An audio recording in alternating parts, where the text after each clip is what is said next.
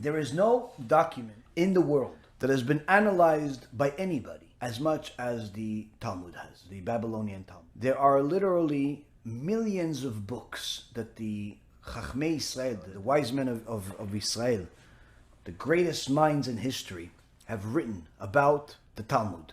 Because the Talmud is the foundation of our oral Torah. Everything is built on top of it, all of the things that we have, so much so that without the written Torah, we still have Judaism.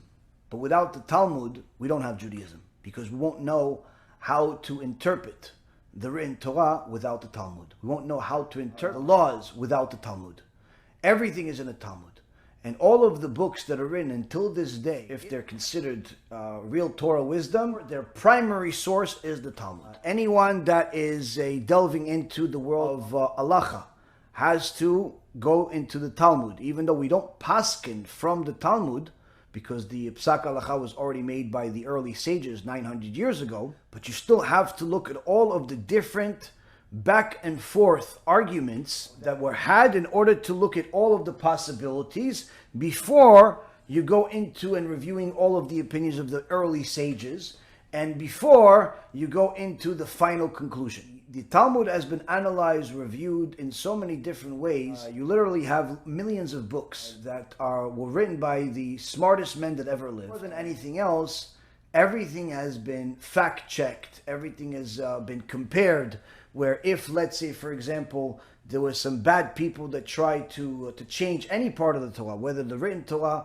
or the oral Torah, at some point this would show up in the Talmud, where everything has been analyzed, reanalyzed, and so on. Now, of course, there have been printer errors from time to time, but nothing to the extent that it was so material, where you saw that these things were intentionally removed in order to change things, in order to deceive people intentionally. The more a person learns the Talmud, the more they understand that not only is this authentic, but this is divine, because there is information in the Talmud that no human being could have thought of. So the more a person learns the Talmud, the more they learn how to think like a Jew, and most importantly, the more they understand where the sages stand and where they do. And typically the people that speak against the Talmud or speak against the Zohar Kadosh are people that have never read it. When somebody says, I only believe in the written Torah, I don't believe in the oral Torah,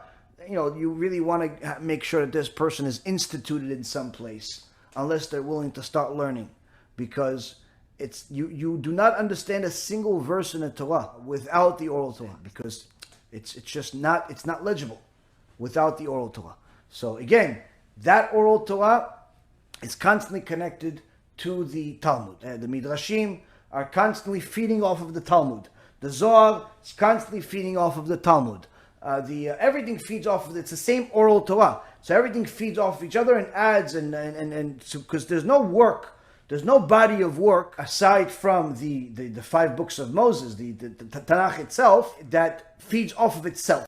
Meaning that every book that we have in the oral Torah, whether it's the Talmud Bavli, Talmud Yerushalmi, the Zohar, the Shulchan Aruch, the Rambam, the Ramban, the Tu, anybody, any work that you have, none of it, all the Kabbalah books, nothing is just by itself. Meaning, it's just one sage writing a bunch of stuff. There is no such thing. Every single book that was accepted among Am Yisrael as a valid Torah source is a book that is constantly referencing the other parts of the oral Torah as their source.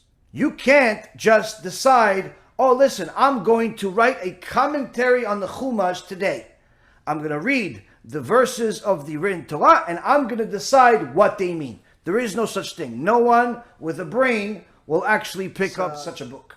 The Christians do it all the time, but that's because that's how they read everything. They read everything based on logic. That's also the reason why their religion changes every decade. If somebody wants to know what to write in their book, let's say you want to write a book that's full of Torah, you can't come up with just your own opinion because you thought it. You have to have a source, a valid source that itself has a valid source, that itself has a valid source, all the way to the sages of the Talmud, that it themselves have their source all the way to the Matan Torah in Mount Sinai. That's how our Torah is. If there's a book that's published today that does not do that, it's not considered Torah. It's something that's no different than a newspaper. You could throw it in the garbage. You could even do other interesting things in the bathroom with it, like clean yourself or something. It's not worth anything. Why? Because our Torah has a heritage. The heritage has to connect all the way to Mount Sinai. So because there is a constant connection to the original source, there is an endless review of the sources. There is no body of work that has been reviewed more intensely, with more scrutiny, with more geniuses than the Talmud. Nothing is compared to it. Because every single Jewish book ever written has to use it as a source. Therefore, forcing every single person that is a chacham to review, and many times have to compare, because there are times that they found that there was a printer error, because the printing machines weren't the same as they are today back then. So there would be printing errors, and they would see, and you will sometimes see commentary at the bottom of a Talmud. If you, let's say, use an Art Scroll or some other publishers, you'll see, yes, this is the version we have, but there is a different version that has this specific word on it, meaning that everyone knows what else is there. Meaning, since it's not something that you could just consider it irrelevant, we have to note it. Okay, so the Vilna Shas has this particular word, but the other Shas has a different word, and we note it, and everything is constantly compared, which is in essence another testifying evidence that whatever change or so-called corruption could have happened is already discovered, is already well noted and acknowledged, and so on.